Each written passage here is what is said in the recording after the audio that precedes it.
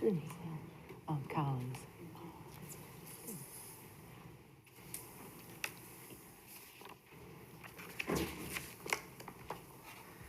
Oh, I guess I better open this. At this time, I'll call to order the City of Joliet pre-council meeting for July 17th, 2023. Mayor Terry Darcy presiding. We'll begin with roll call. Mayor Darcy. Here. Councilman Cardenas. Here. Councilman Clement. Here. Councilman Guerrero. Here. Councilman Hug. Here. Councilwoman Ibarra. Here. Councilman Mudrin. Here. Councilwoman Quillman. Here. Councilwoman Reardon. Here. First on the agenda this evening is a presentation, Community Development Block Grant Program, year 2023, presented by Christy McNichol, Housing Finance Specialist.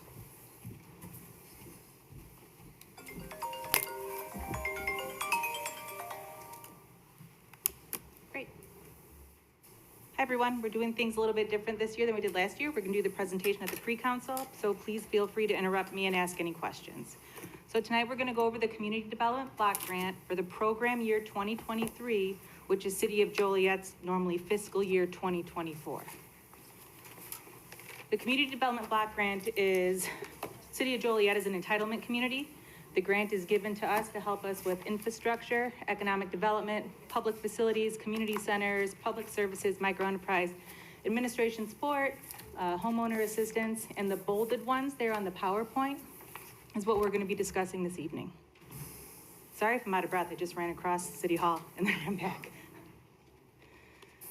So here are the logos of our current funded partners with Community Development Block Grant. Each one of our funded partners follows the CDBG guidance of 24 CFR Part 570. In 2019, City Council passed the consolidated plan, which we are currently in right now. Every year, staff comes to City Council to get voting on our annual action plan, which is what we're doing this evening. Staff ensures that the funding restrictions set forth by HUD, that we maintain those. We follow a reporting methodology set by HUD, and we use systems within City of Joliet systems, another system called the Integrated Disbursement Information System that HUD gives us. And then we also use systems outside through our continuum of care. They use a program called HMIS, which we gather data from to help us drive decisions. So next, we're going to break down the acronym CDBG a little bit. So the C in CDBG stands for community.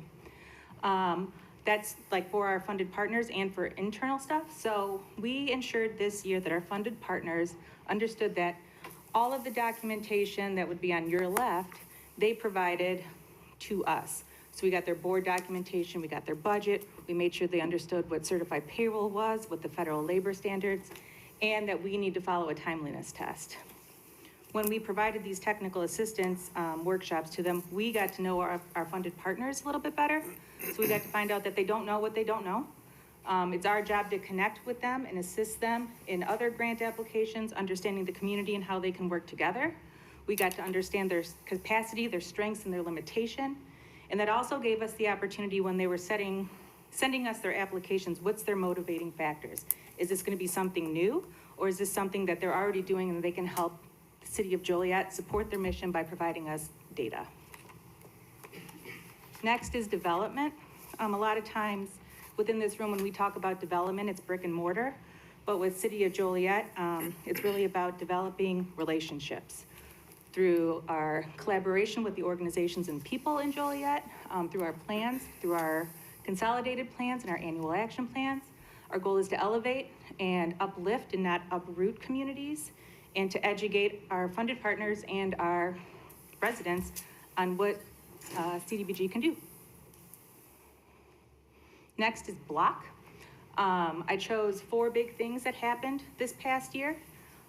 We advocated for the closing out of the CDBG funding portion of Evergreen Terrace. We sent the letter on April 26, 2023. I worked with Joliet Police and Fire to get that data so we could close it out. We implemented an audit preparation and readiness program that was also done through our technical assistance. In April of 2020, City of Joliet was set to have an audit done by HUD on our CDBG program. COVID happened in March of 2020, so that all got pushed back.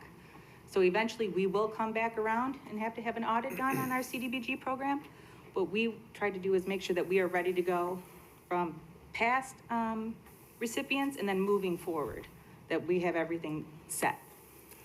Another thing we worked on with our technical assistants and with our funded partners was ensuring that we bring reliable agreements to City Council. We want to make sure that by the time we come to you, the funded partners understand that once we receive our funding, we want you to be ready to go so we can meet our timeliness tests. Can I ask a question? Yes, sir. I'm really new to all this. Yeah. Your first box is Evergreen Terrace, Riverwalk Homes, HUD CBDG closeout. Can you tell me what that refers to? Sure. So, in the past, I want to say 3 directors ago, the city of Joliet utilized CDBG funds to help purchase Evergreen Terrace. So when you open up a project with HUD, you have to decide if it's going to be low to moderate area helping, low to moderate income households. So when Joliet went to HUD and said, we would like to purchase this, it was because of blight, crime, a lack of an overall standard of living from the area. I worked with Chief Carey and Chief Evans to make the argument that since Joliet did purchase it, we were able to show that we elevated the standard of living. Police and fire were able to provide me data that the actual crime and 911 calls had decreased 25% since City of Joliet purchased it. So that's what we used to advocate on closing it out. This year was the last year that we were able to have that project open. Because under CDBG, you can have a project open for 8 years. And at the end of the 8-year mark, you need to show your accomplishments, is what it's called in CDBG. So those are the accomplishments we provided to HUD, and that's why they accepted our letter. Excuse me, may I? Yes. I was gonna ask the same question to figure this out, what this means to close out.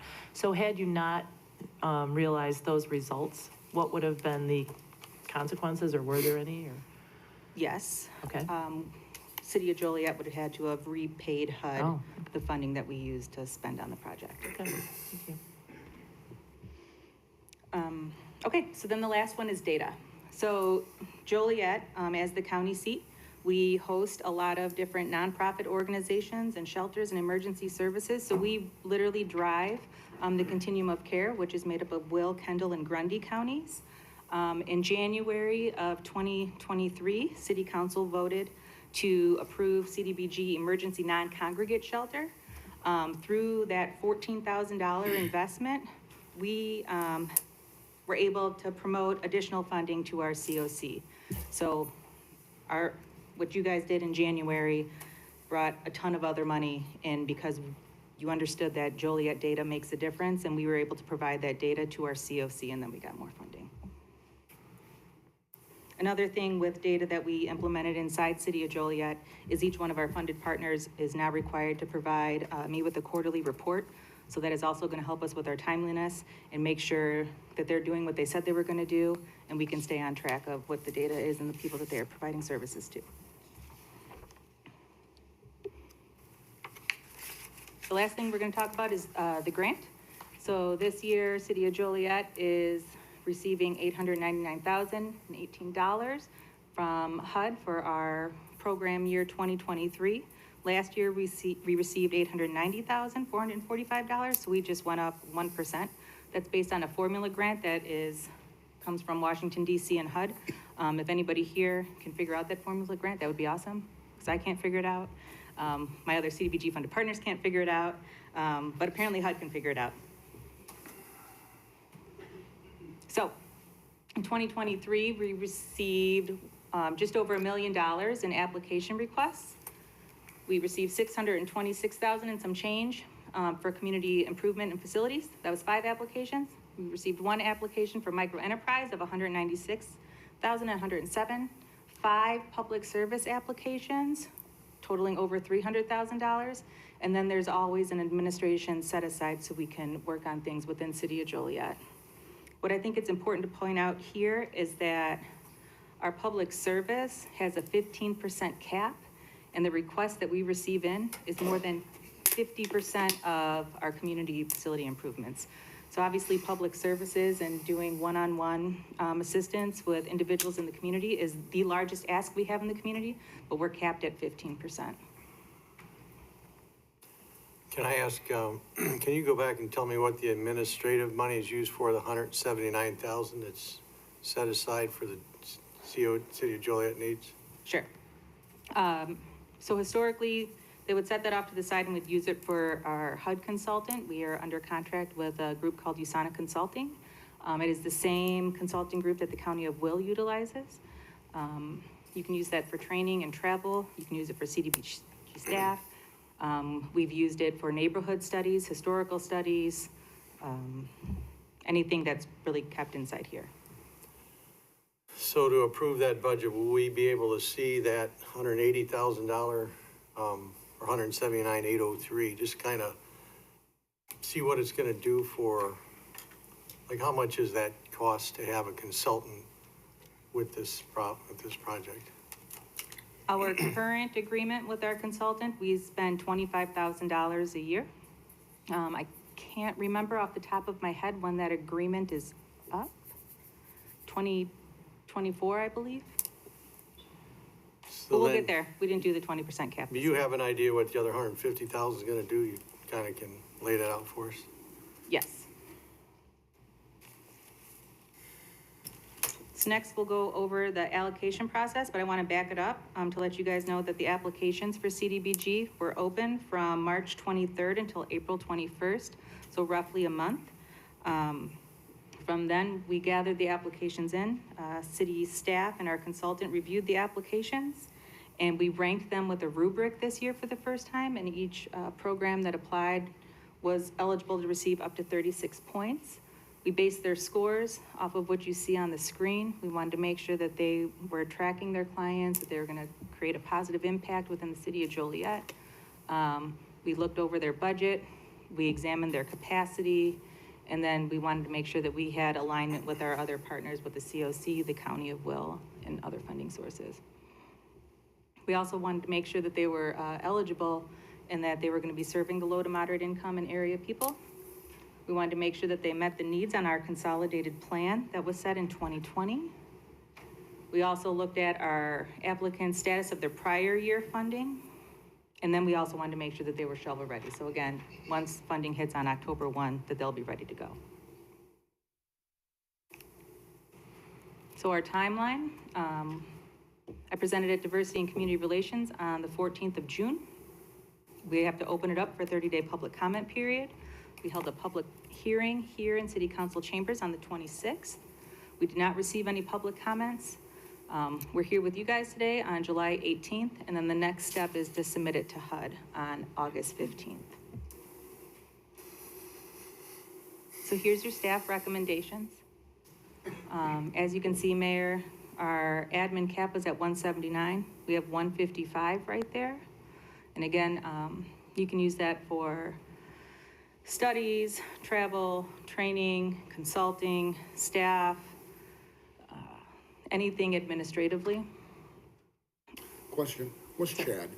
CHAD is Community Housing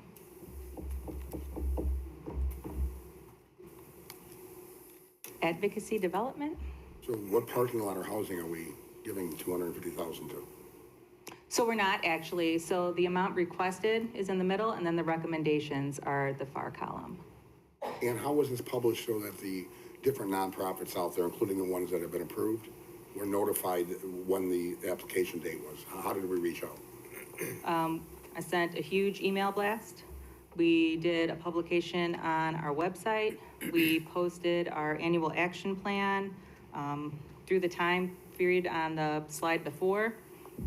And then we hosted lots of technical assistance workshops, 3 actually leading up to the application. Mayor, earlier I had a question about the Joliet Fire Department street social worker at $100,000.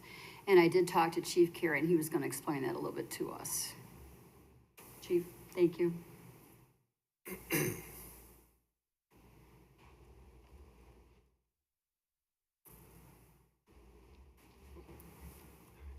Good evening. I'm sure you guys have all heard me talk about our community risk reduction programs in Joliet.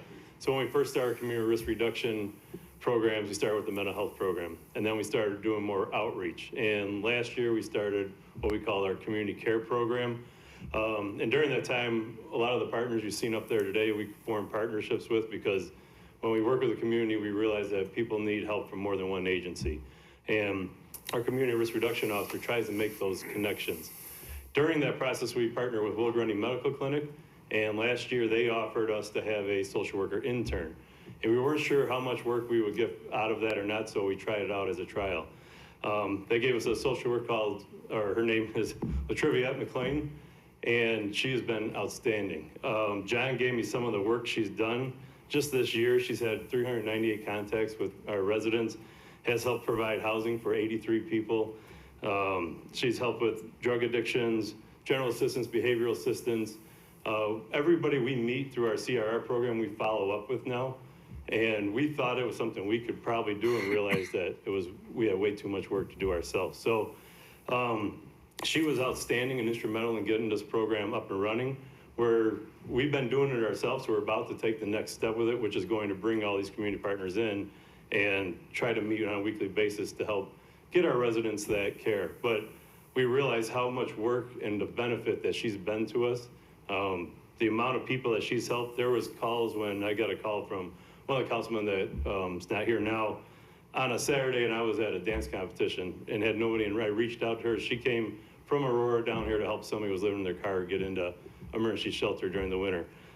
She's still, even though her internship's over, she comes and volunteers with us all the time, just because she's cared that much about our program and our outreach. So when it came time that there was money available, we seen the benefit in having a social worker with us that can help with our outreach portion. Even though we had a lot of programs that we could help a lot, without that outreach, it's hard to get a lot of people to know. And we realized, like they said, they need more than one partner assistant. So she helps make those connections and has helped a lot of our residents. So that's why we would like to have her on as a full-time social worker. Thank you, Chief. Anything else?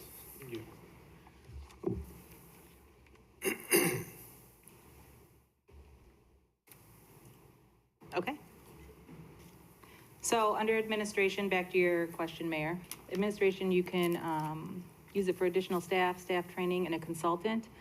I didn't put it, lay it out line by line in the budget, understanding that we're under a new administration right now, and really, we'll do whatever you guys say we can do, but we have to stay within that 20%. Well, when you say staff, do you hire someone in that pocket of money? Or does the city hire that, whoever you're saying staff is? We're coming into budget, so I'm just trying to get my arms around, that's a lot of money, 155,000. The way I had it broken down in my head, it would be 100,000 towards staff, a lot like Joliet Fire Departments. But when you do the budget and CDBG for a person, it's staff that includes salary and benefits. And then we would work with a consultant and extend or elevate his contract a little bit. I'm new to this. This is my first time actually doing an annual action plan by myself. And then travel and training. So there's different organizations like the National Community Development Association that does CDBG training every year. And there's other organizations like NCDA that we could go learn from subject matter experts, staff. Well, I'm gonna ask one more time. Yeah. So if you're talking about hiring staff inside this bucket of money, does that belong in Kevin's, in the finance department, or is this a separate that is hired by this money? I'm just trying to understand. So it would be included in community development's budget. And I know that you guys are under budget negotiations right now, that is negotiable. So if you feel that another staff isn't needed, that's okay. This annual action plan that's presented every year, you can amend it later on. It just requires a 30-day public comment period, and then you can move things around. So what's up here for the funded partners would be difficult, I think, for them to complete their projects as presented, but the administration budget, you can absolutely move, and you can totally go below the 20%. You can bring it down to 0 if you would like. But historically, City of Joliet has set aside the total 20% and put it off to the side. Like I said, I'm brand new. Yeah. And I see we had 322,000 requests for public service. And then the city of Joliet's gonna keep 155,000 for administrative. So that's why I was just asking. No, that's a great question. So the public I would love to go over the 15% cap on the public service, but the most we can give out for public service is at 134,866. I mean, it is definitely, the majority of the applications we receive is for public service. May I ask a question? So for the 155,000 that exists in the top, we'll call it bucket, are the only two other sections that could possibly fall into be the community facilities and the micro enterprise? Yes, ma'am. Because they don't have a limit? Correct. Okay. Question, so, on the heels of the mayor's question too, so are you looking at putting that 100,000 for additional staff towards current staff to compensate for the time, maybe your time as an example? Or are you looking at hiring somebody separately? Somebody new? When we started this process back in April, the idea was to bring on additional staff. But again, that was before budget negotiations happened, before Kevin started his process. So it was more of a request, and if it fits the budget, my question would be, is it ever wise for us to hire someone and have them depend on that job from grants that can fluctuate from year to year? Or are we guaranteeing that at least 100,000 forever now of the administrative will go just for that staff? Do you see what I'm saying? I do. You know, I mean, we're always gonna, would see, although we did go 4 years, I think it was, without any CDBG funds, that's a whole story prior to you getting Right. here. But they could lower it at any point. They can, and last year they did lower it across the country at 4.5%. Joliet's was lowered at that 4.5%. There was other communities that received more of a 4.5% cut. This year, we gained 1% back. So I don't believe CDBG will ever be cut out totally for City of Joliet at this time. But then what would happen to that employee if it was reduced too much? At 100,000, did I hear you correctly? You said that adding that staff for the CDBG through the development would have to include not just salary, but of course, benefits, right? So really, you're looking at less than a $50,000 a year salary. Because you could basically double it for benefits as a rule of thumb. So what can we hire for 50,000? 71,000. Because then there's $9,998 in benefits at the 40% blanket estimate that I received from Human Resources. Including? That's the benefits, yes, sir. Including retirement pension.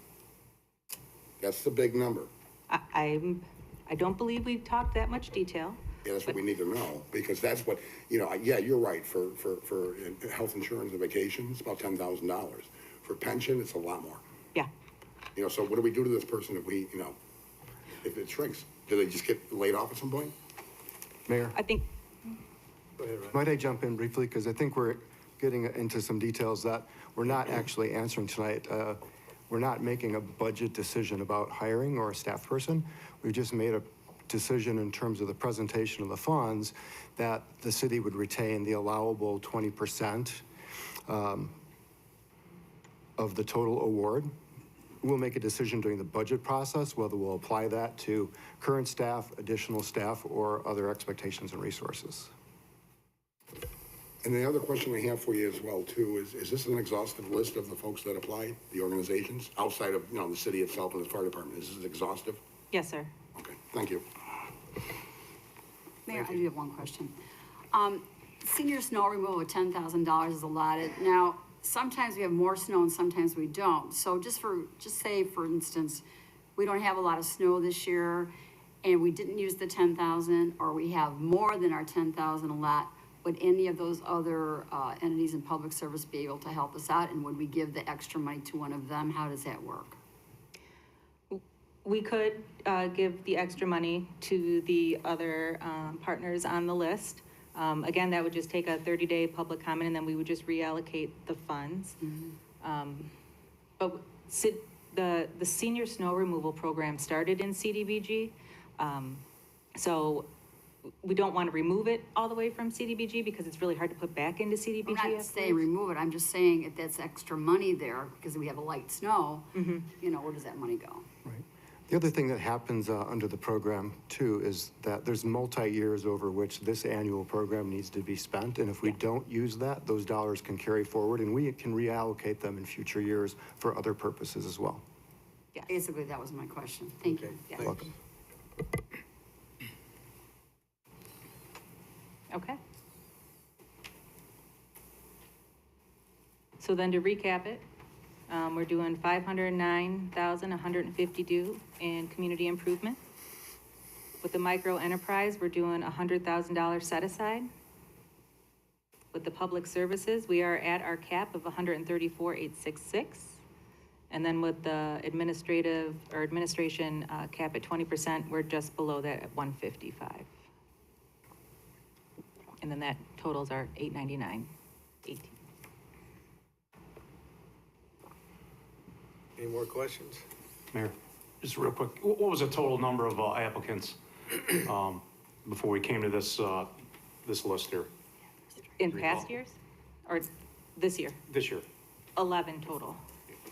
Last year, we received like six total, 6 or 7, not that many. You do administration is spelled wrong, don't you? No, I did not. PowerPoint did not point that out to me, but thank you for doing so. Yes. Any other questions? Thank you. Oh, so then tonight, I'll need a motion to pass it. And then I just wanted to point out this super cool picture I found, where it's Joliet from the 50s, and then Joliet modern day, and it shows the development across the river, with the church as your guiding post there in each picture. Yeah. Motion tomorrow. Motion tomorrow, yeah. Sorry, thank you. Okay, Thank you. I'll be back tomorrow if you think of anything. All right. Next is a presentation by Allison Swisher, Director of Public Utilities, on the Comprehensive Water and Sewer Rate Study Update. Hey, good evening, Mayor and Council. Again, Allison Swisher, Director of Public Utilities. I'm joined tonight by our consulting team to give an update on our comprehensive water and sewer rate study. So I have Dave Nauman with Burns and McDonald and Carol Molesky with Stantec. So tonight's presentation, I'm going to start off the presentation by talking about current revenue drivers, why we need to proceed with recommending water and sewer rate increases. Then I'm going to turn over to Dave, who's going to talk about the process that we've been going through to make those recommendations. We're not going to be making the recommendations tonight, so really tonight Dave's just going to talk about the process and what items of our structure are being evaluated.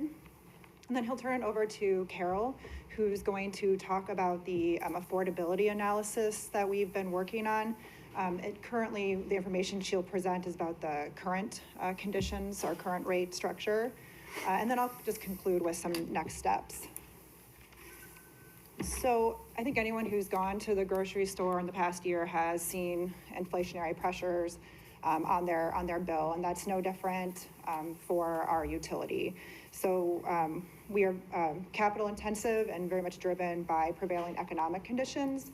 And I think it's generally understood that right now we're not in very favorable economic conditions. Just have some information to present. Overall CPI historically for 2000 to 2020 was 2.1%.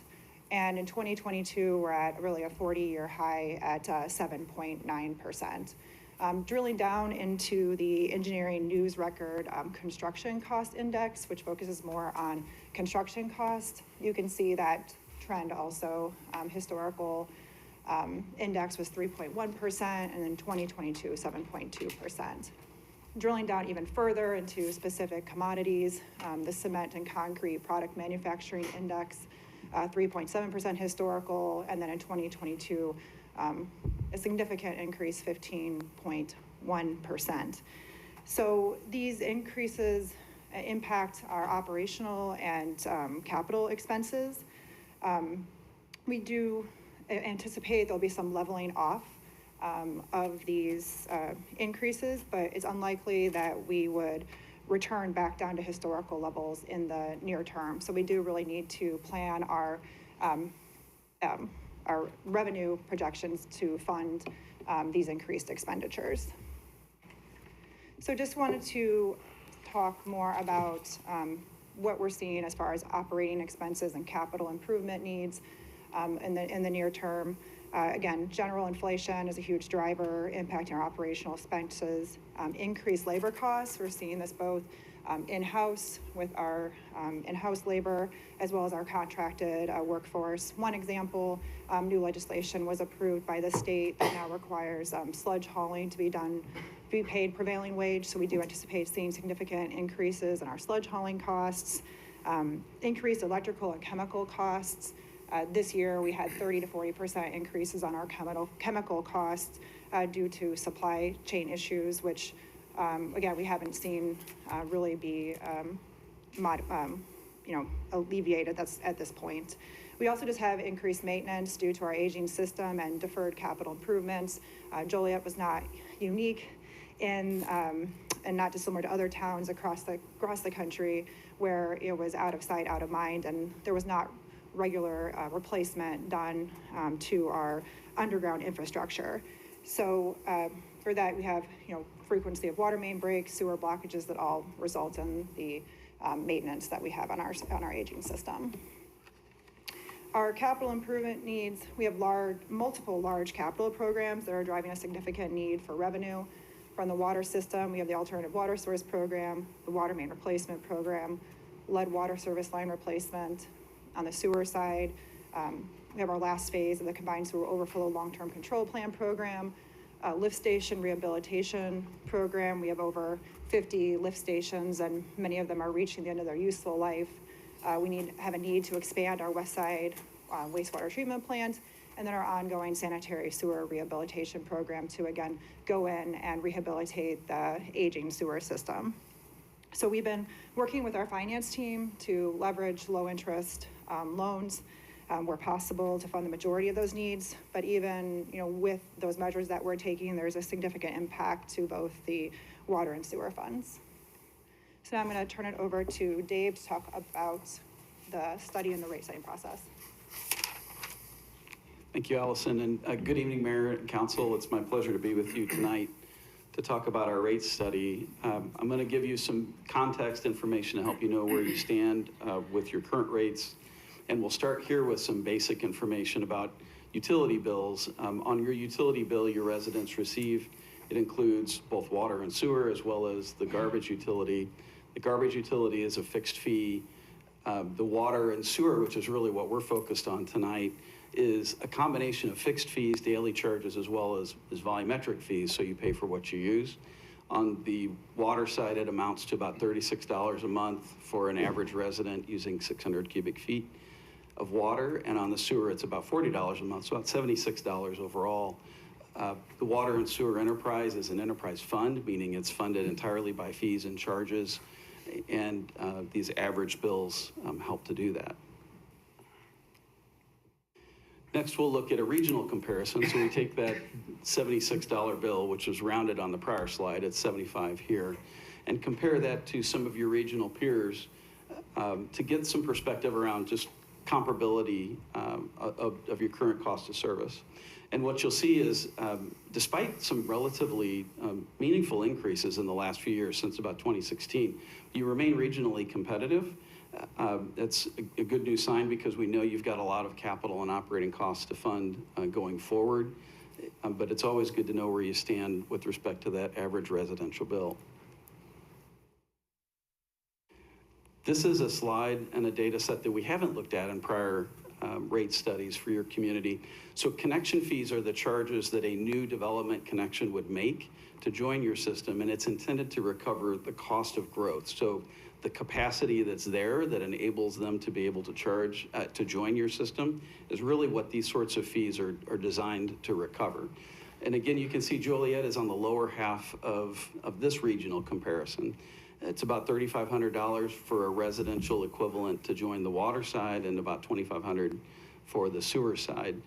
The industry average here in this survey is about $7,300 for both. There's a lot of disparity that can come in these sorts of fees. Some communities don't charge these sorts of fees at all, which means their user charges, those regular bills, are really what funds growth in those instances. But we'll be looking at your connection fees as part of this evaluation. So in the last two rate studies that we've done, when it came to increasing rates, we did what's called an across-the-board increase, which means all of your user charges increase at the same percentage. In this study, we're looking much more comprehensively, not only at what that overall increase needs to be, but then are we really designing your pricing in a way that is equitable, fair, and accomplishes the goals for the utility. And so what this slide really speaks to are where those primary differences are in this study. So we'll be looking at your fixed fees, for instance, those daily charges, and I'll show you this on the next slide. Right now, it's a level fee pretty much regardless of the type of customer or connection that you are.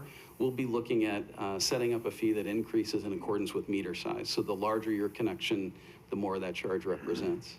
On the volumetric side, you currently have a 2-block rate structure applicable to everyone. And for your residential bills, it's considered to be a lifeline rate. We'll show you that here in a second. We're looking at expanding that lifeline rate to make more households eligible for that benefit, and then adding a 3rd block so that the really large residential users would contribute more. And then on the non-residential side, so this is commercial and industrial, we're looking at consolidating that. There's really not a need for a lifeline rate for a business account, for instance. So we're looking at that as well. You have a sewer separation fee. It's a fixed charge. It's an odd design, quite honestly. It's one that I'm not very familiar with and having seen before. We're looking to integrate that with some of your other sewer rates. And the last point here is outside city multipliers. So if you're a customer that is served by the city of Joliet but outside the boundaries, you pay a premium on rates. That premium varies depending on the type of rate that you're looking at in your current rate structure. I'll show you in just a moment on that. We're looking to evaluate whether or not that a multiplier is reasonable and can we simplify it. The last two elements here are affordability. Carol will be talking to you about that in just a moment, but the decisions that we make about rate structure affect affordability and how we look at the cost of service for your households. And the last piece, and I mentioned connection fees earlier, we're also looking at your miscellaneous charges. Again, a comprehensive look at the way you recover costs for your water and sewer system.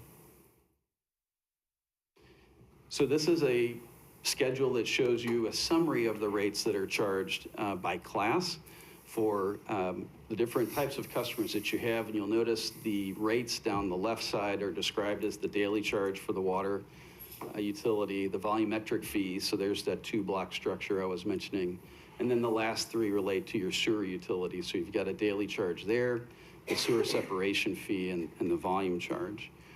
And I mentioned a moment ago the types of things we're considering looking at, and I'll highlight them here so that those daily charges, which are currently static, we would look at developing a fee that increased in accordance with meter size. That helps with recovering the cost of capacity for large connections that maybe don't use much water. There we go. I mentioned expanding the volume blocks for the residential class. So what we were doing there is taking that first 200 cubic feet, which are priced at a discount, and expanding that block to perhaps 300 cubic feet, having a second tier, and then a third tier that becomes progressively more expensive. That's called an inclining block rate structure, and it helps your residential accounts pay for the water that they use while providing for a fundamental amount, a basic amount of water service at an affordable price. And then we're also looking at consolidating the commercial and industrial rates into just a single uniform rate.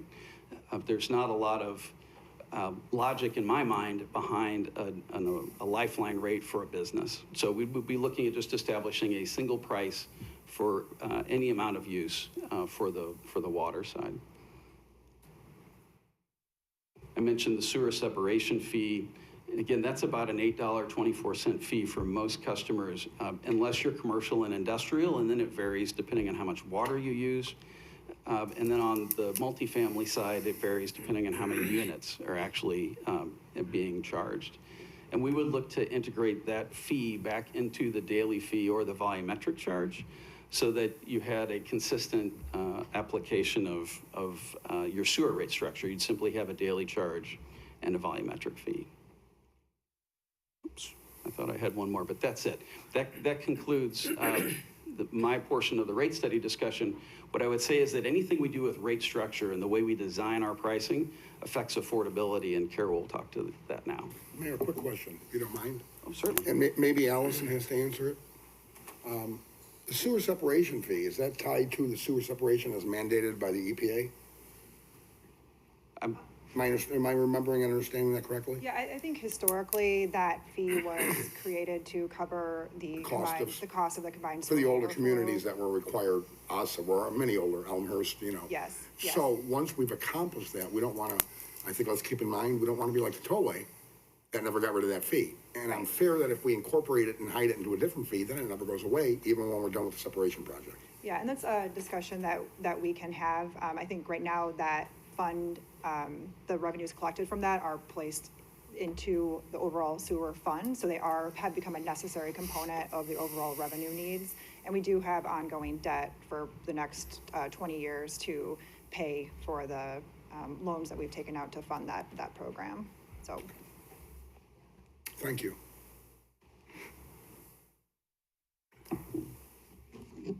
Thank you, Dave. Good evening, Mr. Mayor, members of council. My name is Carol Molesky. I'm a senior principal with Stantec, and I've been working with the consulting team on affordability. So what do we mean by affordability? Well, I'm going to be talking about the baseline or current conditions for your residential customers.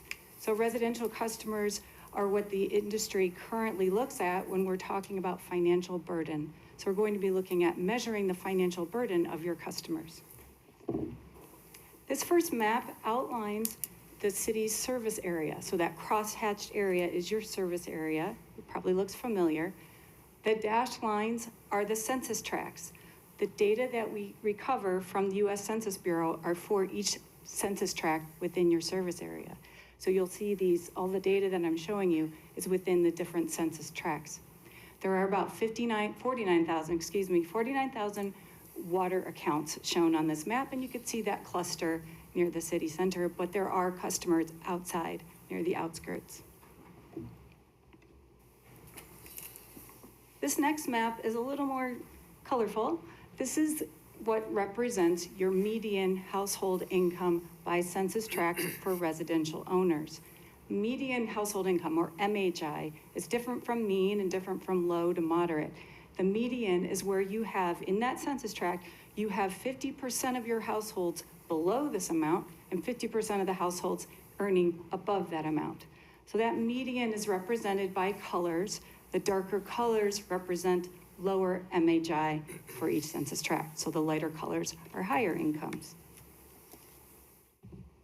Another way of looking at MHI is by this incremental income from left to right here. So you see the lowest incomes are on the left. The black bars represent the percentage of your households that make that amount of income as reported to the Census Bureau. So from left to right, we see a pattern that has the lowest number of income earners at the left side, and then you've got a peak near the right. Your profile for incomes pretty well matches the state of Illinois in the orange and the US in the gray.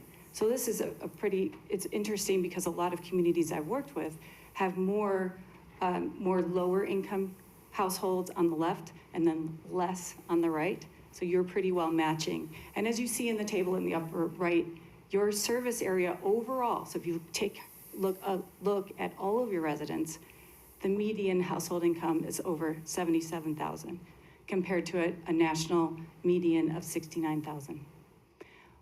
Another important note is you will always have lower income earners that you serve. So approximately 18% of your households make below the federal poverty level for a family of four. That's $30,000 currently. So 18% of your households make under that. You heard Dave report on a monthly bill for a typical customer. This table shows 3 different types of residential customers that you serve. And this is important because they currently pay a different rate. So they also have a different average monthly usage based on the billing data. Your residential owners that I'm going to focus on today use an average of 600 cubic feet per month. And the bill, excluding garbage, this doesn't include garbage, just water and sewer, is $76. Your tenants are renters, and those are, some of them are multifamilies, but they pay a little bit less only because their average is 500 cubic feet. Their bill is actually, their rates are a little bit higher than a residential owner. And then you see the senior side, the average usage is 400 cubic feet for a senior household, and their bill is lower because of the lower senior rate and senior discounts. I'm going to talk more about residential owners. So another thing we can find and put on a map by census tract is water usage. So this is monthly water usage from the 2021 billing data. And we see that the darker color indicates higher usage. We talked about the average being 600 cubic feet. That is roughly the lightest orange or the middle orange. We've got a lot of orange here. The darker orange represents higher water usage. And you could see that that higher water usage is on the outskirts of your service area. In coordination with that, we show the monthly water bills for residential owners. Can you ask a question? If we could return to the previous slide. So we see this kind of dark cluster in red here where we have a higher monthly usage. Was there any sort of follow-up done to determine if there was a cause or a reason why that was higher than the rest of the city?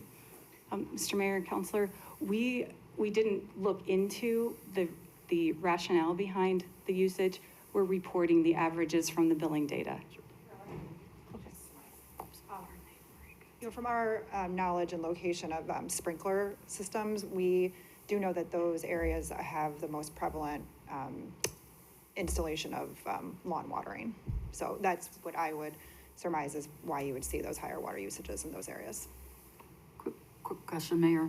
Allison, would that include those water main breaks that have been in that area right there where that red is? No, this is only the metered Only water metered use. waters Yeah. usage? Okay, thank you. While we're on break, Mayor, one question, going back, you don't have to go back to the, no, I think she'll probably handle it. The average household residential owner occupied is 600 cubic feet per month, right? Yes, sir. What's do we have the data on what's the average number of residents, 2.3 for that number? In terms of people per household? Yes, please. I don't have that in front of me, but I can find that out for Okay, you. thank you. Any other questions? Nope. So the slide here demonstrates the bill. So the total water and sewer bill based on that usage and based on the residential owner rate structure. The darker colors indicates the higher bills, typically for the higher usage. When we put income together or side by side with water usage, in general, those census tracts with higher MHI or the lower or the lighter shading of blue have higher or darker shading of water usage.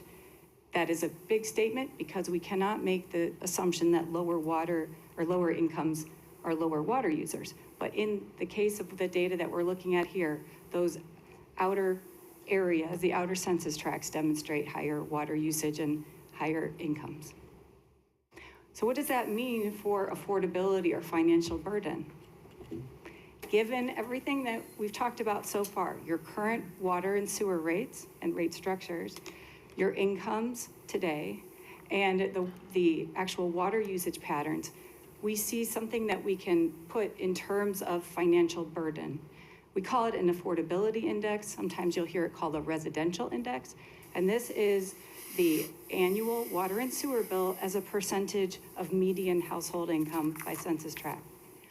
Today, the green means that that total water and sewer bill is less than 2% of a household's median household income. So going forward, since we have information about incomes, usage, and then changes to your water rates and water rate structures, we can project forward and estimate how these changes to your rate structure will affect the financial burden of your community. So then we could help you determine what would be best for your community by looking at these impacts. And that's to come in the analysis. I'm going to turn it back to Allison if you have no more questions. Thank you. All right, thanks, Carol. So I'm just going to conclude with the next steps. From now and through August, Dave and his team is going to work to complete the drafting of those recommendations following the structure that he presented tonight. Carol will then update the affordability analysis based on those recommendations that Dave's team will be preparing. We plan to present those recommendations to council for your consideration in early September, and then would seek to propose adoption in October so that they could be implemented in November, which is our typical timeline for water and sewer rate adjustments. So if there's any questions, I can answer them. Dave, Carol, and I can answer any questions you might have. Great, thank you. Next is citizens to be heard on agenda items. Is there anyone present that would like to speak on an agenda item this evening? Seeing none, we'll have the interim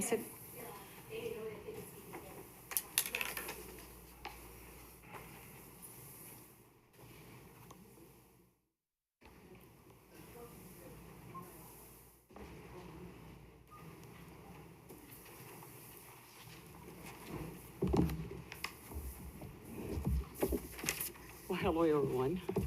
Mayor, City Council. My name is Betsy Thatcher. I'm with the East Side Neighborhood Council. I'm here to speak in behalf of the blasting that was scheduled to happen at the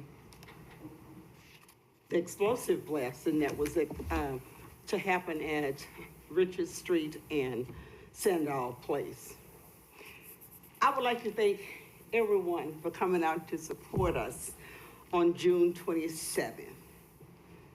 Thank you, the East Side, thank you for your support, because we did have desperate concerns about the quality of life, not only just for today, but for future generations as well.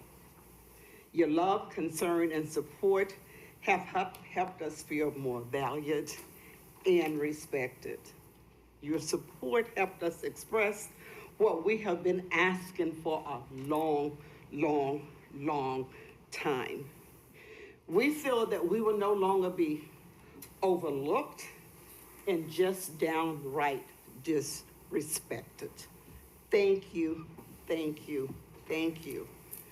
When this item first appeared on the agenda in October of 2022, I stood right here and I did ask, how did an item like this explosive blasting, come to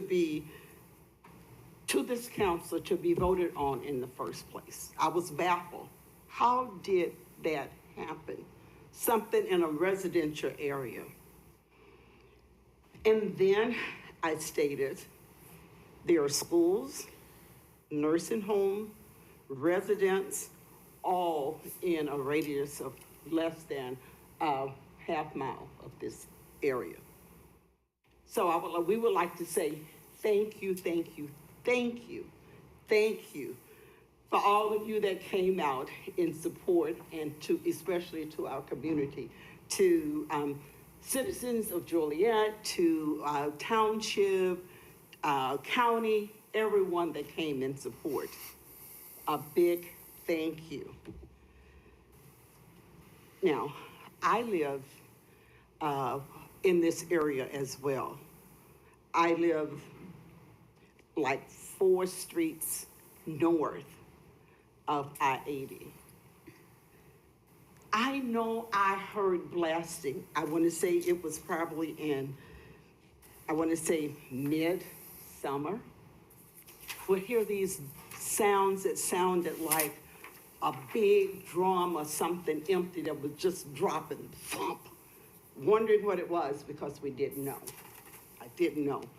And then it got louder and more frequent. Well, once this item appeared on the agenda and it was made public, guess what? Stopped. We don't have these noises now. And sometimes there were even tremors.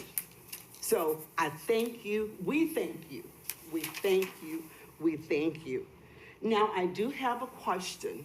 My question now is, we would like to know when and where the blasting happened in our area, and how did it happen without proper zoning or city government approval?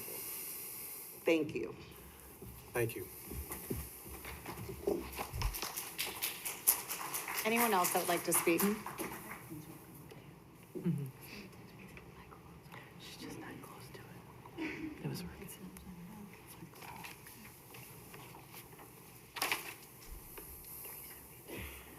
Good evening, council. My name is Megan Cooper, and I'm an East Side resident.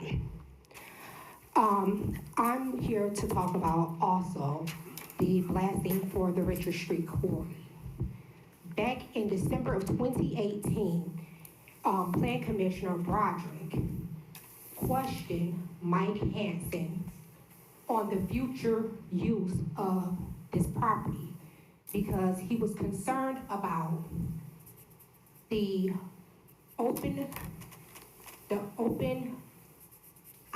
outdoor processing part. And what did that mean? Mike Hansen responded that this would mean no blasting and that they will only do surface mining. And here we are to 2022, and the First Amendment is coming up. And what's on there? Blasting. So also back in 2018, there was a guy who showed up and he actually spoke on flooding in the area. And his response at that meeting was, I'm going to show up because I don't want this in my neighborhood. It was tabled 4 times. So here we are to 2022 once again. And this is the First Amendment to the annexation agreement. It was tabled 5 times. So now that it's pulled, that doesn't mean that it can't be brought back. So what does this mean for the future? And what does this mean for us that are on the south side of Joliet? So is this just another stall tactic? Because it seemed like those tablings were so that they can wear down the opposition to get what they want. But actually this time it just backfired. Also, my concerns are also with the school as well, with District 86, and the fact that the superintendent, Ms. Rouse, can't seem to take a stance on whether or not she believes that this is good for her children or not. At the community meeting, she spoke and she echoed the Sunny Hills administrators, her concerns about the welfare of the people that was going to be around there and what did this mean. And it was also stated when they walked in the door, they were coming seeking information. However, when they left, that they were more concerned than when they first walked into the door. Ms. Rouse also pointed out that there are 4 schools within a half of a mile of the blasting site. However, it's more like right outside of a quarter of a mile, and that it serves over 2,000 students. And also with these students, that some of them currently have issues with a simple fire alarm. And we're talking about blasting with sirenses that are going to be done the whole time through with the shaking, the noise, vibration, and impact. But we can't seem to get our school board to stand for our children and the impact that it's going to have on them. Whether or not, and this is her words, that whether or not, if it doesn't affect the schools, it is still within the community that these schools serve. And she also stated that as well. So I believe that my son is here. He's 5 years old. he cannot bathe himself. Well, he somewhat tries to bathe himself, let me change that. But he cannot afford to feed himself. I have to look after him. And especially with everyone in this community, I can guarantee that anyone in this audience right now, if they actually saw him about to cross the street and get hit by a car, they would grab him. That's what you're talking about, looking out for a child. And as far as being elected officials as well, you're here to represent the community, and that includes our children. So there is a huge problem when we're talking about our children in a blasting situation where we can't even get the superintendent to make up her mind what it's going to be. She said one thing at the community meeting, and then also she said something totally different when she was interviewed by Herald News. She stated that they didn't have a position on the blasting, and that they weren't sure if they were going to have a position on the blasting. But from what we're hearing is that she's okay with this. Well, we're not okay with this, because these are our children, this is our community. Megan, I'm sorry, we're Okay. at the 4 minutes. Okay, thank you. No, Thanks. thanks, Vera.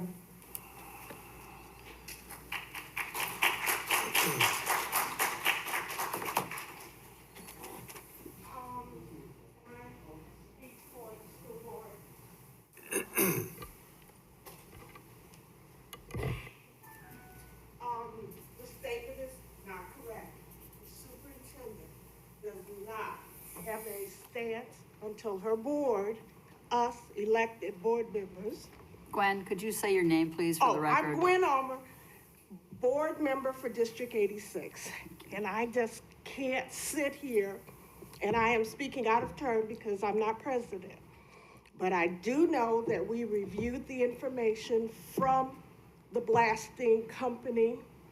Our board chose not to have a stance at this time, and later found out that the issue was pulled. We are watching, but the superintendent cannot speak on an issue until her board, who has hired her and given her direction. So she spoke correctly that she does not have a stance until her board issues that stance. And we chose not to take any issue. Now we are watching to see what happens. So thank you. Thank you.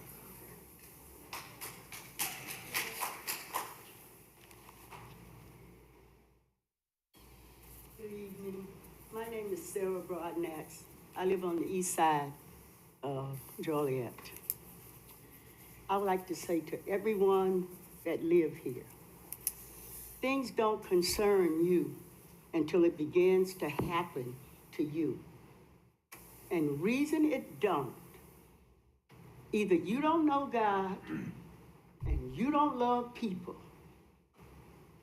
People come from anywhere and they dump on the east side.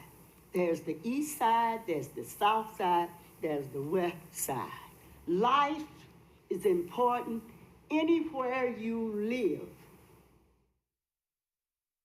Any child is important. It's not about this. God is not about this. So I'm saying to all of you, you best start praying about everything, because you don't know what's going to happen in America. God could allow a little country to come and wipe us out. So you sit here and you make decisions and you're greedy, and greed has gotten its place in America. So I want to say, I'm standing as a Christian, Republican, Democrat, Independent, it doesn't matter to God. So if you haven't come to know him, you best come know him and start praying. Because I'm telling you, when it's all said and done, we all gonna have to stand before him for ourselves. So you're gonna love people and do unto others as you want it done unto you. So it's no game. This is life, and we have to live it. I don't like a lot of things. I have family A lot of things they do I don't like. But I tell them you got a choice. And then you got circumstances. So we allow anybody to come and dump on the east side. It's okay, because I don't live there. My child was not there or my child was grown. So I'm standing, and I'm saying again, you're gonna have to give an account. It ain't gonna be to me. It's not gonna be to the mayor, none of the councils. When your breath leaves your body, it's got two places to go, heaven or hell. You make the decision. God don't, he leaves it to you, because he gives us choices. So when you take those positions and you don't come around and try to see about your constituents, there's a problem. And for me, I be out digging, I clean my drain, I shouldn't have to clean my drain. I walk, I see sidewalks broken, this and that. There's people drinking, dumping their garbage. So like I say, wake up. Don't be found sleeping, because you're gonna give an account. You might say, I don't know what I'm talking about. Get your Bible and start reading. Thank you. Thank you.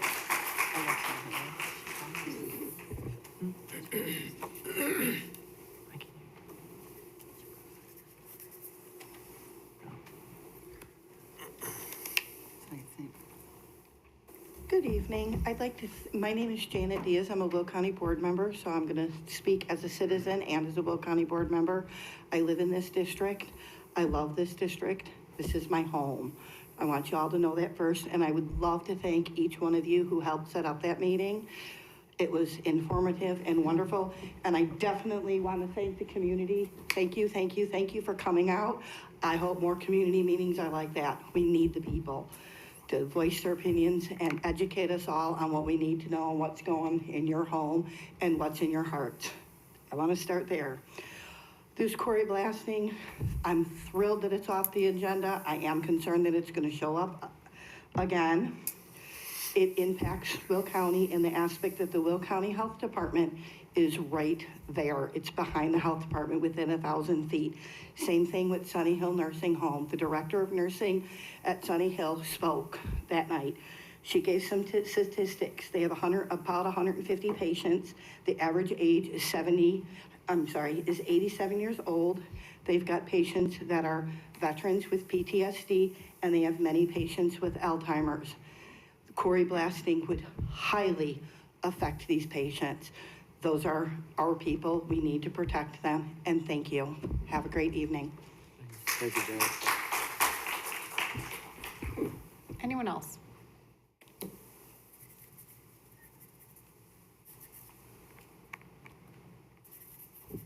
Mayor and Council, my name is Boise Walker, and I am a member of the Eastside Neighborhood Council, and I come to just voice concerns for those residents who are not here, but who were at the meeting for the blasting.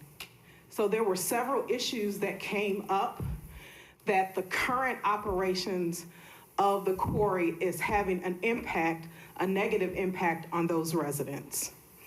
Some of it is debris in the road, some of it is the air quality, and some of it is flooding in some of the individuals' basements. The first member of the community who spoke, he said that he has been in his house for 20 years. And within the past couple years, he has had flooding issues within his basement because of the operations at the quarry. The lawyer for the quarry said that that was a separate issue. However, the homeowner didn't seem to think that it was a separate issue. So I am standing here as a voice for those members who are not here for the current operations, for us to look and see what they are doing currently. Does it align with the current amendment? Does it align with the zoning? Does it align with the quality of life of the residents in that community? And why are they not being held accountable for their actions that are directly impacting the communities that live right next door to that community? Thank you.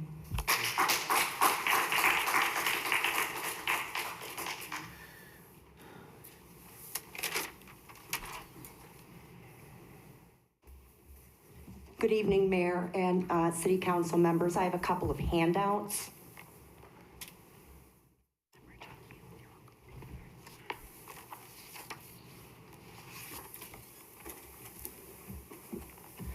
You have two handouts in front of you. One is a map, and the other is, I'll get to that in just a moment. Excuse me, I'd Margie. like to Name and address for the record. Oh, I'm sorry. I know. Margie Cpon, 1114 Wood Irish Drive. I apologize.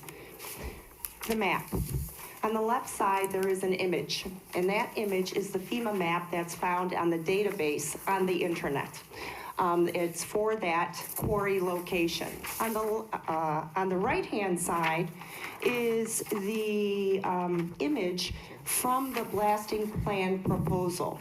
Now, why I wanted to bring this up right now is because Ms. Walker discussed the issues of residents flooding. There are 3 flood zones on that map. And I brought this up at the community meeting, and there was a response as to something to deal with a court case, and that P.T. Farrell did not have a floodplain there, but there are 3. Does that court case resolve P.T. Farrell of all 3 floodplains? And which one of those floodplains is actually causing the flooding for the residents? This is a problem. We have an issue on the south side with trust. We need to trust the information that's given to us. These flood zones were not provided in any of the information on the agenda item for this blasting proposal. I would like to take you to the second document. The second document, we have 2 images. The first image is of this coming Thursday's Plan Commission meeting. The Plan Commissioners are hearing an amendment to an annexation agreement. The Plan Commission is. P.T. Farrell did not start at the Plan Commission. P.T. Farrell came straight to council with their amendment to an annexation agreement. Why the inconsistency? The next image is from the original annexation agreement, which was approved in May 2019, and it's section 10. In section 10 of that original annexation agreement, I have it highlighted in yellow for you. And it says, notice and hearing that may be required by law for amendments to annexation agreements shall not be required.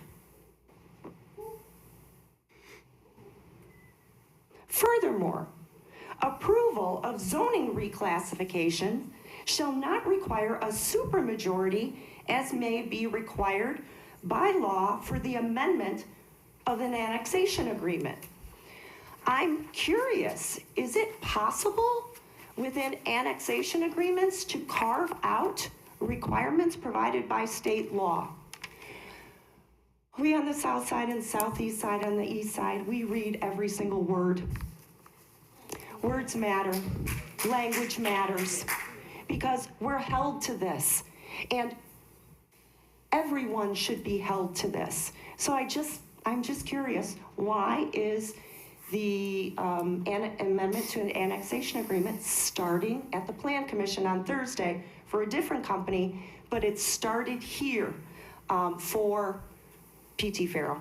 Nothing against business. I'm a capitalist, a balanced capitalist, but the rules apply to everyone. Thank you. Thank you.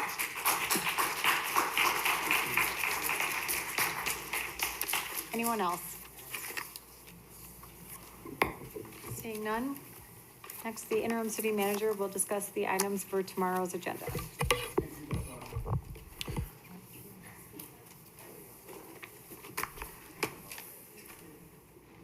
Thank you very much. My name is Larry Crawford. I live at 613 North Hickory Street. Congratulations. You're my council person. Yeah, and others as well. Mayor, congratulations, welcome.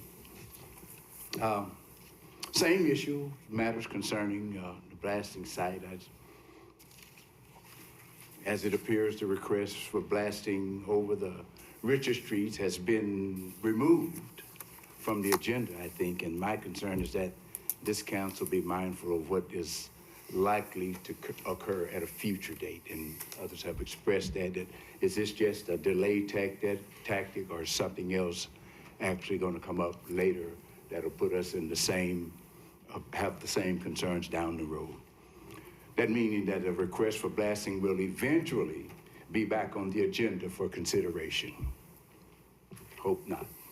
If such a proposal were to return, I would ask that more than a passive examination be given to any blasting proposal's content. And I mentioned some things.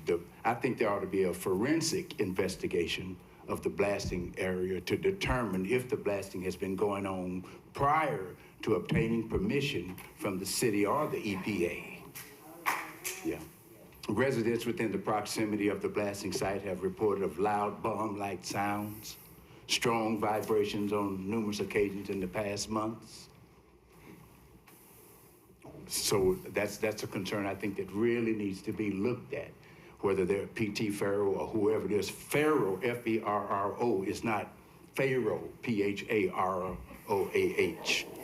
Don't get it confused. So will the defined fiscal fiduciary benefit or proposed exchange serve to cover the cost of the various and likely negative impacts on the communities who will be directly affected by the blasting? That's a question I have for you. Will you look at it in such a manner that you'll determine that in an accurate way? Whether it's talking about the economic, the health, and the medical part of structural damages, the water wells and stuff, hazardous materials, dust, traffic, property values, all of those things are relevant and significant in terms of the impact that it'll have on concerned citizens. So ultimately, I would ask that on all matters, proposals which come before you, all matters which come before you, be given more than just passive consideration. And as I have come before you before, I ask that in all decisions you take into consideration more than just what is feasible or convenient, but consider what best serves all the citizens of our great city. Thank you. Mayor, I have a question for our city manager.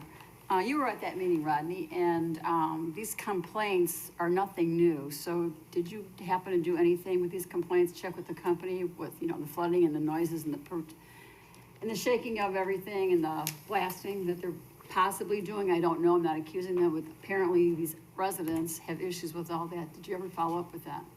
We've done nothing specific since the night of that meeting.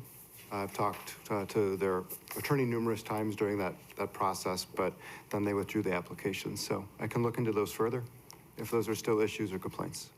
Obviously, there's still issues. They should have been done that night, but whatever.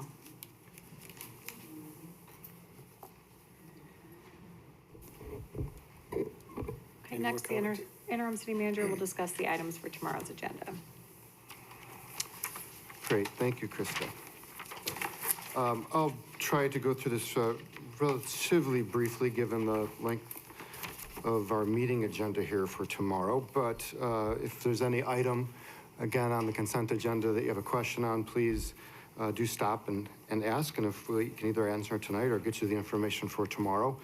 Just a reminder, again, as we're going through this process, tonight is the opportunity to ask the questions and have any open discussion that you feel you need to have on these items, and then hopefully you're in a position to be able to vote on them tomorrow. So on the consent agenda, of course, we'll have our standard approval of minutes, invoices, and then a memo regarding our June 2023 payrolls. Council Memo 354 deals with an award of contract to Rock Valley Health and the relative to the physicals for firefighters. This is a proposal for 3 years, so that total dollar amount is for a 3-year commitment to use Rock Valley Health. Going on to Council 355, this is a award of contract relative to our workers' compensation broker services. 356 is award of contract for renewal of our property's casualty coverage services with Can I Arthur ask J. a Gallagher question, and please? Company. Can I ask a question on Yes, these sir. contracts? I've noticed in the past in my working with these types of contracts that the bids all seem to come in at the 11th hour. And you really don't have time to make a good, solid decision. Can you tell me how much time we had to look at these bids and if we were able to look at competitive bids and make sure that we got the best value for the final bid? Yeah, so there's 2 layers in these proposals, Mayor. First is, I believe it was either 2019 or 2020, I can verify which one, where we went out and actually selected Gallagher as the broker. And then each year as they go through the renewals, they get a numerous number of bids. I would have to ask with the risk management staff in terms of what the actual schedule was, but I can get you that information for tomorrow. Thank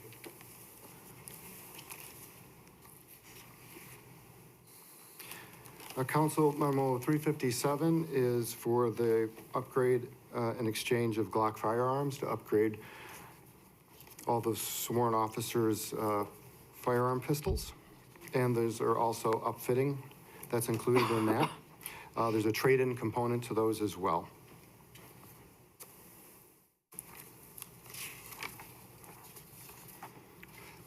Council Memo 358 is a spring lease payment. This deals with disposal of our bio solids. You can stop me if you have any questions on these. Can I ask, is that the only place that we distribute that? 260 acres, I think that's on that request? It is not. No. Yeah, Allison just had messaged that she had to step out of the room, but I can get more information on it from her. Thank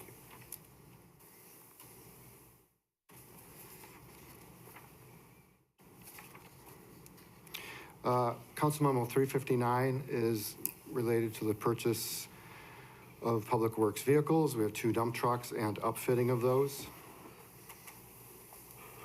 Council Memo 360 is Phase 2 of the small meter replacement contract with Calumet City Plumbing.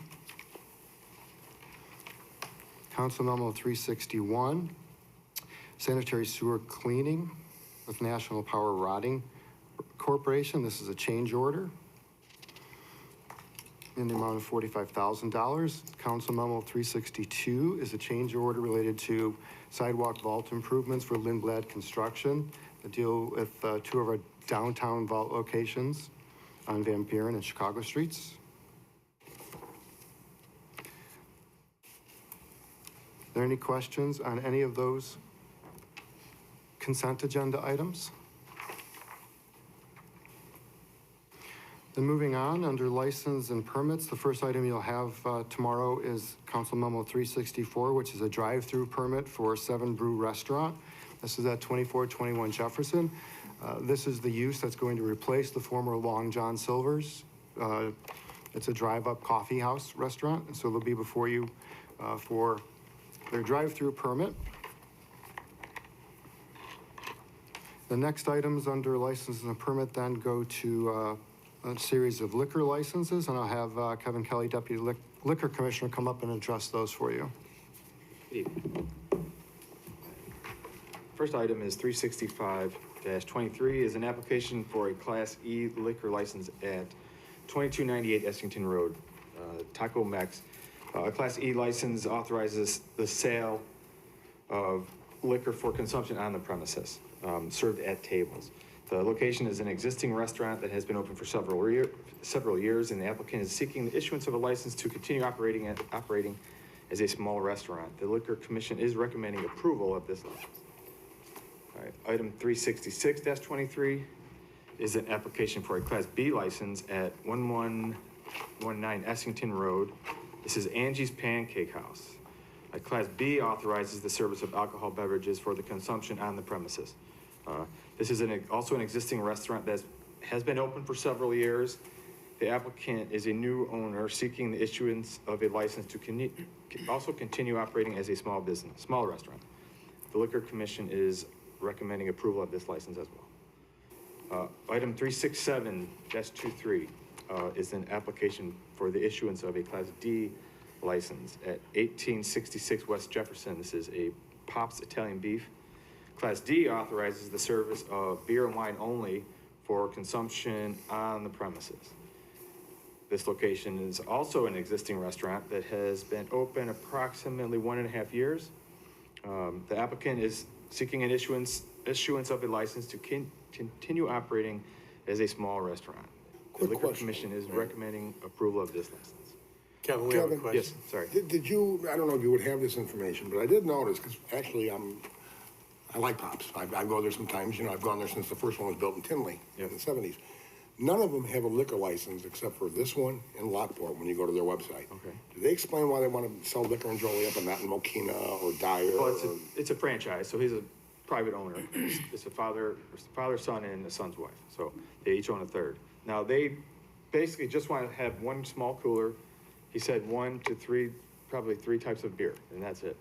He thought it might help maybe a lunch crowd, after work crowd. It might just help the business out. That was all. He said there's no issues with his franchisee, if that's the right word. Yeah, that's basically it. The home office, as we call it. Yeah, home office, all right. All right, just interesting. I noticed that that's the only two, Lockport, and now Joliet's asking for it. Nobody else has it. Has one, yeah. Right. As far as I know, yeah. So, yeah. All right, thank you.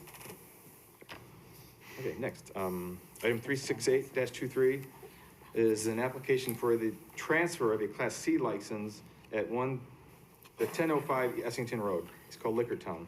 Class C license authorizes the sale of alcoholic beverages for consumption off the premises. The location is an existing liquor store for many years, and the new owners, who are longtime employees, are seeking the transfer of the license to continue operating as a liquor store. The Liquor Commissioner is recommending the approval of this license. Next, item 369-23 is also an application for the issuance of a Class C liquor license at 1224 South Richards Family Dollar. A review of liquor license in the area reveals that there is a full-service liquor store approximately 250 feet away from the proposed premise. There is also a substance abuse recovery center right across the street from this proposed premises. A review of Joliet Police Department calls for service at the proposed premise reveal that since 2020, there have been 114 calls for service and 12 so far this year. It also should be noted that 3 area residents came to the preliminary hearing to voice opposition to the issuance of the new liquor license. The issuance of a liquor license at this location, we feel, will likely have a negative impact on the surrounding neighborhood and the city as a whole. Based on the findings of these facts, the Liquor Commissioner is recommending a denial of this license. Is there any questions? Okay, item 370-23 is another application for the transfer of a Class C liquor license at 83 West Jefferson Street, Rika's Food and Liquor. This location is also an existing liquor store that has been open for several years. However, the location is across the street from the newly constructed courthouse with several additional government offices in the area. There's also a casino immediately to the west, a new hotel development, hopefully in progress, to the north. This premises sits at a very busy intersection, Joliet and Jefferson Street. And a review of liquor license revealed that there are 32 within 1 mile of this location. A review of Joliet Police Department calls of service reveals that 21 calls for police services at this location, plus another 70 at the intersection in this year alone. Based on these facts, the Liquor Commissioner is recommending a denial of this license. Is there any questions? Thanks. Thank you, Kevin. All right, moving on, next on the agenda is category of public hearings. As has been discussed, Council Memo 372 has been withdrawn by the applicant. Mayor, I'd like to comment on this. Mr. Tonelli, were you, in light of everything that's been said again in the meeting was almost a month ago, all these complaints, I would like you to follow up with these complaints and give the council a report, please. Very good. Thank you. The flooding and the bombing and whatever they're calling it over there. And the dust that's going through the air over there with those folks, that needs to be addressed immediately. Mayor, if I may, also just, I think, to answer one of the questions that's been brought up tonight. So the petitioner has withdrawn their, the petition itself. If they wanted to, again, restart the process, what would that look like, and how would the public be informed of that? Yes, again, if they wanted to start, again, this is different. As some of the residents said, we had previously tabled it numerous times. At this point, they've withdrawn it, so they would essentially be starting over. So they would have to file a new request. We would have to have a new public hearing. All new notice requirements would be started for that process. Okay.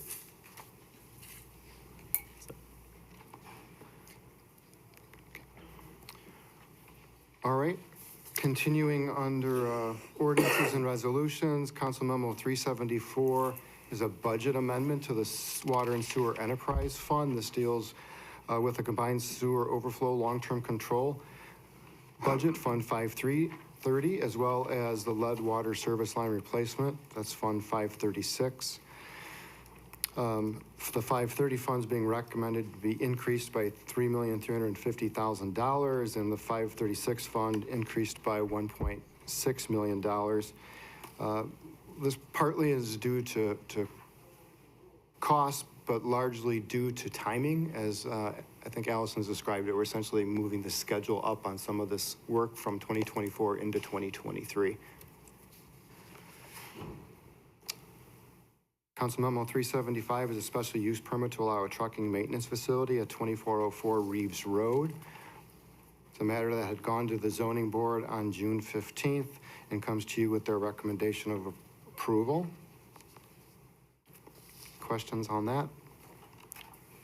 Council Memo 376 is an ordinance regarding a variation of use to allow a gas station in a B1 neighborhood zoning district, as well as a special use permit. This is at 324 South Larkin Avenue. This essentially is the reconstruction of the convenience store building related to the marathon at that site. They own the adjoining vacant property to the east, and they're essentially reorienting the sales part of the building, not the canopies. And again, this went through the zoning board and comes to you with a recommendation of approval. Next item is Council Memo 377. This is an ordinance which amends Chapter 19, Article 4, Section 19-266, which is authority to tow and impound vehicles. This was just reviewed the other day by Land Use and Legislative Committee.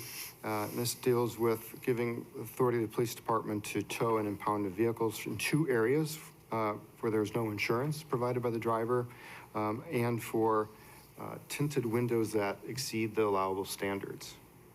Mayor, if I may, the police department was supposed to be here tonight to explain that, but they would come tomorrow to explain that to us, what they wanted, what we passed at land use. They're gonna come and explain it tomorrow. They were supposed to be here tonight, but something happened, they couldn't do it. Yep. And just to back up for a minute, I did have a question on 37623. Why are we reducing the landscaping from 10 to 5 feet in a neighborhood business zone? Do you have an answer? Jim, can you address that, please?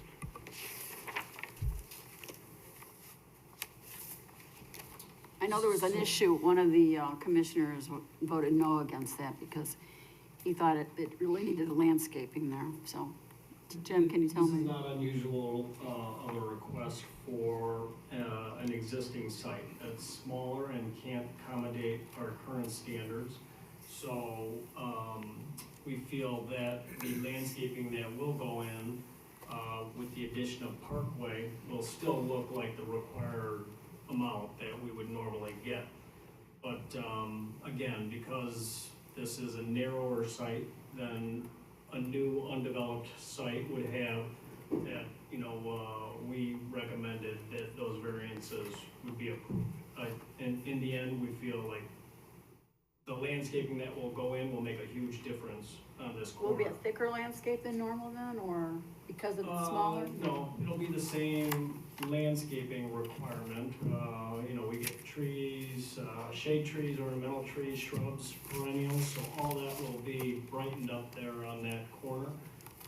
The landscaping that's required to the residential is not changing. This is just out front along the roadways. Again, with the parkway, you won't notice a difference. You know, I guess I would use as a similarity as the Dunkin' Donuts on Rayner Avenue. That was a little bit reduced in landscaping, but with the parkway, it all looks like a large amount of landscaping and green space. So it's gonna make a big difference. All right, thank you, Jim, I appreciate that. Great. Thank you. And as Councilwoman Quillman said, we'll have, again, police department staff here tomorrow. They'll be able to explain to you kind of the technical requirements and standards and how they actually measure the window tinting. All right. Council Memo 379 is the resolution approving the annual action plan under our Community Development Block Grant Program, which was presented at the beginning of our meeting tonight. Council Memo 380 are resolutions associated with 275 West Laraway Road, the resolution for dedication, for right-of-way, as well as resolution approving a dedication for a lift station easement, public utility and drainage easement. Council Memo 381 is a resolution approving the dedication of 1.4 acre portion of Millsdale Road as public right-of-way.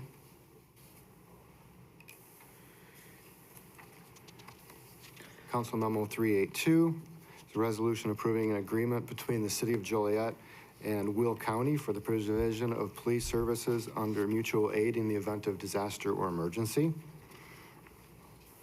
So that's a renewal of prior year agreements. 383 is a resolution adopting and authorizing a grant related to Illinois State Police for activities supporting the Violent Crime Intelligence Task Force.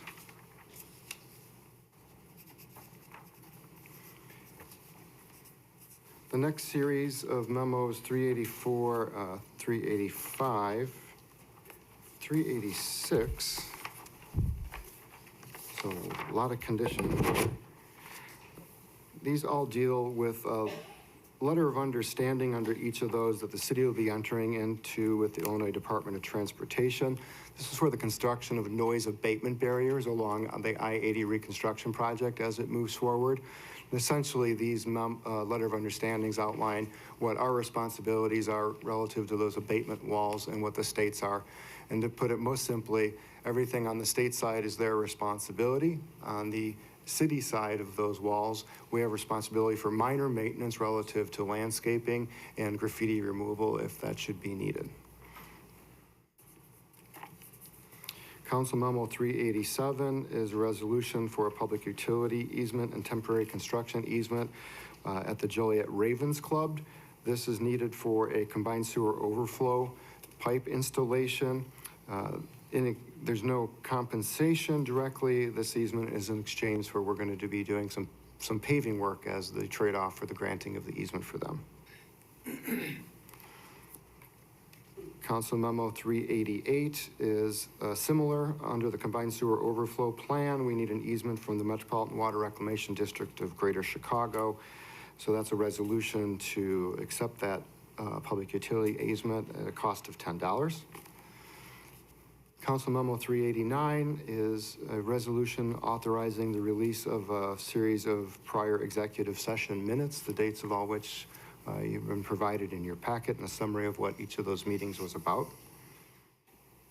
390 is a resolution authorizing amendment number 1 to the Will Grundy Medical Clinic CDBG award.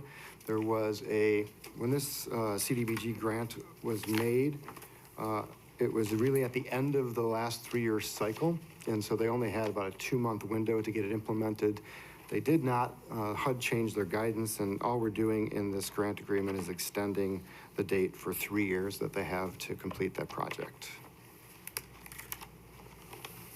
So that concludes the agenda items that you'll be reviewing tomorrow. Is there anything, questions you have right now? Okay, thank you.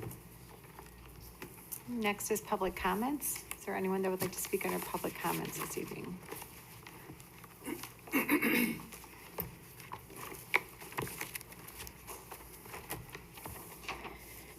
Megan Cooper, East Side. First off, I just want to say thank you.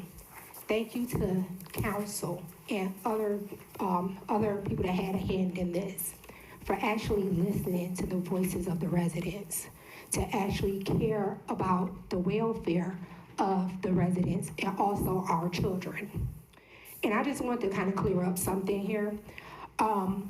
One of the big issues that we are talking about when it comes to the fact of the effects that the neighborhood is that they're complaining about, that this is actually zoned as light industrial, which is I-1.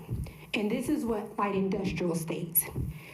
This district permits those individual uses not otherwise required to have a special use permit with limited objective external effects. The purpose of this district is to permit manufacturing, wholesale, and warehousing activities that can be operated in a clean and quiet manner, subject only to those regulations necessary to prohibit congestion and to protect adjacent residents and business activities. What we're talking about is not I-1 zoning. So how did this even come forward for the blasting in I-1 zoning? So, in saying that, this is why we are concerned, and this is why there is the lack of trust here.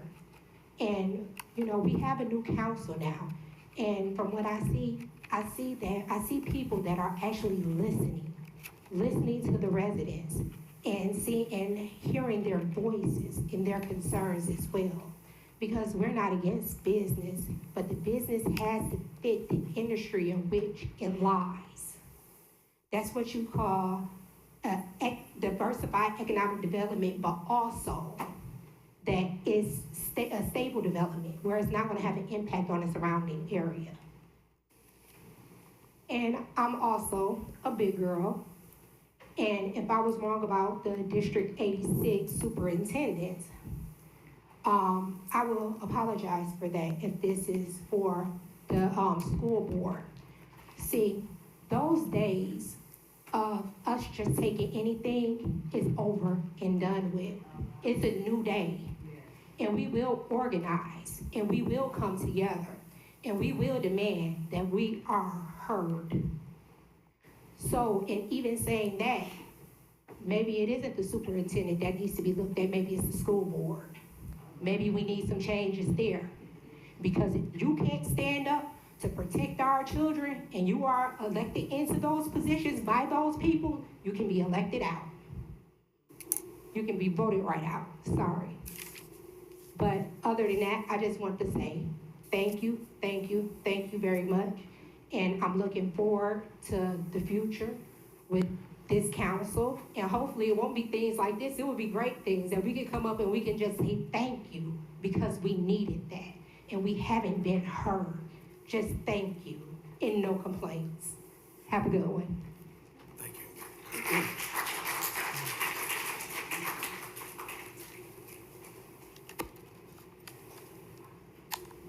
Good evening, Mayor and members of the council. My name is Jewel Houston. I'm a member of the Eastside Community Council. My question is, this issue has been bouncing around like somebody playing on a basketball court.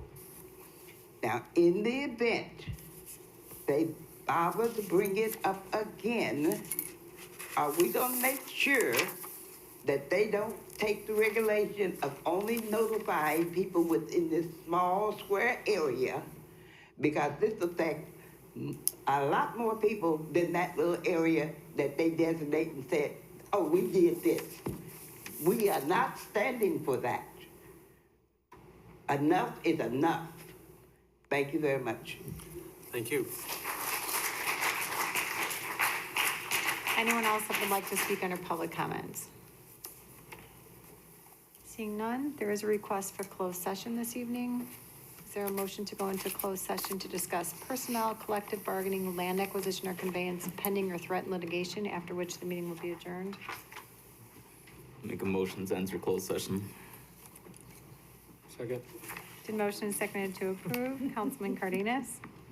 Aye. Councilman Clement? Aye. Councilman Guerrero? Aye. Councilwoman Ibarra? Aye. Councilman Mudrin? Aye. Councilwoman Quillman? Aye. Councilwoman Reardon? Aye. Mayor Darcy? Aye. Motion carried.